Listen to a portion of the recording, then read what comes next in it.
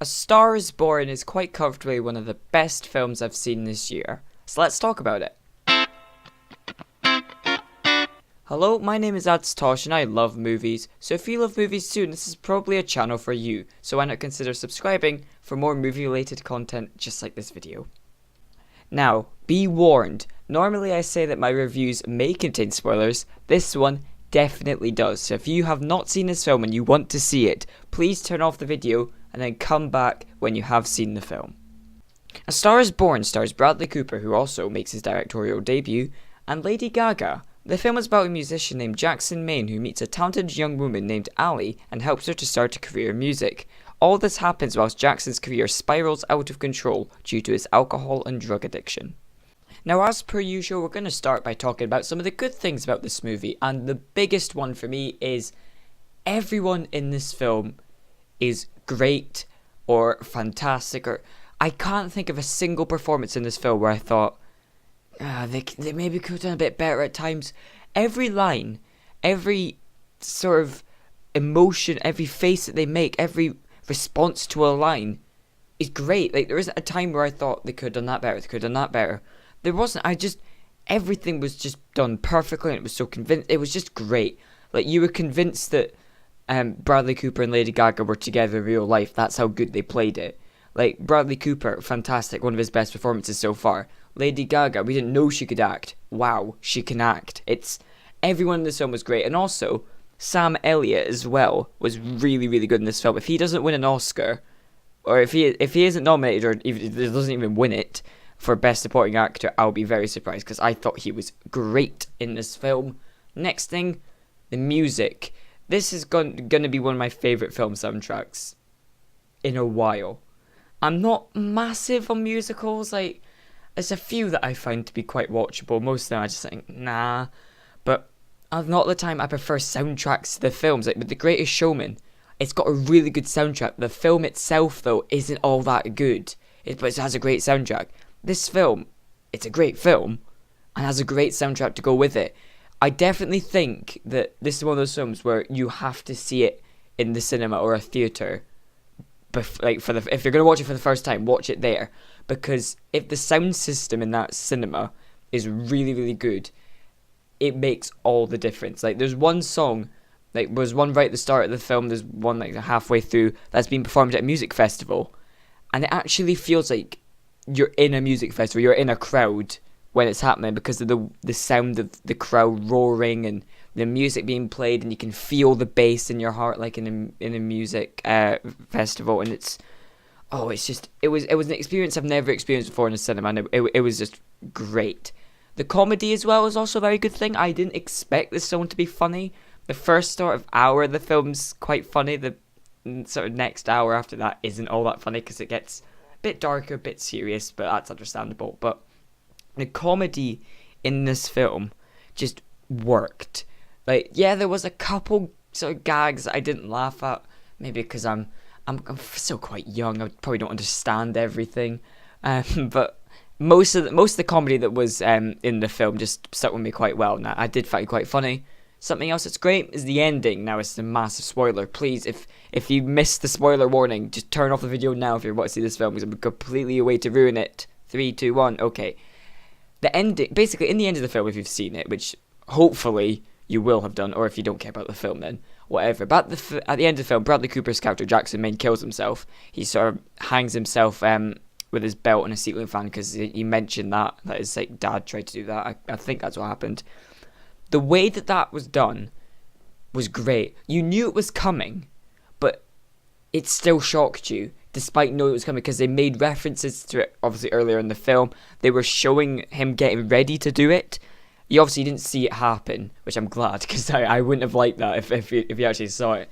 But the way it was done was great, and the song at the end that Lady Gaga sings, sort of in memory of her husband, was beautiful. It was such a great song. Like, I felt my throat getting thick. Like, I didn't produce any tears, but my throat was definitely getting a bit thicker. It was swelling up a bit, and it was just the way that they managed to, the way they got the ending to hit you emotionally was perfect. It was the perfect ending to near perfect film in my opinion. The chemistry between Cooper and Gaga. I did mention this back on the performance part of this part of the video. How many times did I say there? Anyway, the chemistry between them was so good. Like, you were convinced that they were best mates in real life. You were convinced that they were actually, married in the film, because it didn't seem at all forced or fake like how it normally does in films. It felt so natural. It just felt right seeing them together in this film, and it was great because I didn't expect the relationship between them to be all that great. I thought, all right, okay, they'll be together for together's sake, for the film. But it's just, I don't know how to describe it in a way that would make sense, because I've got so many words I could use to describe it. It was just a perfect relationship, and it was perfect casting. It was fantastic. Now for the mixed aspects of this film, and there's only one that really came to my mind, and that was the runtime. This film is about 2 hours and 15 minutes, which might sound fairly reasonable, but I don't know if it was just me, but it did kind of drag a little bit. It wasn't bad. Like, there's many films that drag that you just think, oh my god, when's it going to end? Like, the Transformers films, all of them are so long and they just drag on. There was a couple scenes in this film that lasted sort of a minute or two each, where I was thinking to myself, that scene couldn't have been in, like, if that scene wasn't in the film, it wouldn't have made a difference. All it would have done was just make the film shorter. Everything would still make sense. Nothing would be affected by that. So there was just a few scenes where you thought it wasn't necessary, but at the same time you were still glad that some of the scenes were there. It's just that it just dragged on a little bit. That's my only real complaint of this film. Like, that's it. That's the only mixed thing I've got to say about it. It did just drag on a bit, and it was a tiny problem. It was only at one point where I thought, is it going to end now? Oh yeah, okay. That was it. It was just like that. It was quick. I forgot about it in seconds. It was, that's it. That's the only sort of problem I've got with this film. Now for the bad parts about this film, and there is nothing. I don't have a single thing in this film that I could think of that I'd consider to be bad. There are a few things that are between mixed and good. Like, the pacing in this film was a bit shaky at times. If you've seen the film, you'll definitely know what I'm on about. Like, you don't really know how much time has passed. It kind of goes from a day passing in each scene to like several months. It's weird, and I didn't like that. And obviously the runtime, as I just mentioned, was maybe could have been a little bit shorter, just a little bit, like 15 minutes or so. I don't know. But yeah, I genuinely just don't have anything bad to say about this film. It's near perfect for me. Yeah, and I don't really say that about very many films at all. So, yeah, fair play, Star is Born. Now, before I give you my final score of this review, be sure to like this video if you did enjoy it, because it would mean a lot to me if you enjoyed the content that I'm making for you. Comment what movies you want to see me review. It can be old or new. Just give me a film. I might watch it and I'll probably review it for you. Also, any film series you want to see me rank, comment them down below. It doesn't matter if it's new, if it's old, if the series isn't finished. Just tell me some films and I'll rank them for you if you want. I don't know. Within reason, and also just whether I want to or not, if I've already done it. And also follow me on Twitter @Tosh. If you like this channel, it's probably worth going and following me down on Twitter, because I'll be providing updates of videos. I'll occasionally do a poll to see what you guys want to see me rank or review, and then just letting you know if a video is going to be late, and just things just going on in my life that you might care about, whatever. Anyway, just go and follow me on Twitter if you like this channel.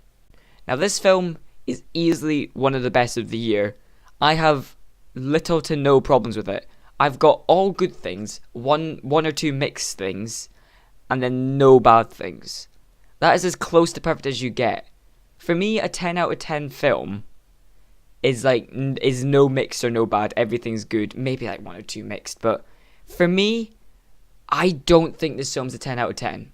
I've put a lot of thought into it, and I don't think it's a 10 out of 10. It's very, very close, but it's not quite a 10. There are a couple small things I'd change. Like, there's a random scene where this is like, I didn't mention this before, but where there's a ring crafted at a dining room table out of a guitar string. I didn't care for that a lot, that scene. It kind of just felt a bit kind of, whoa, okay, okay, that happened, right, fine, okay. Like, it was just moments like that, just kind of holds me back from giving it a 10. It's such a good film, but it's not quite 10 out of 10, which is very annoying because I thought for a while in this film I thought this could be a 10 out of 10, but it's not quite. So for that reason, this film gets an excellent score of 9 out of 10.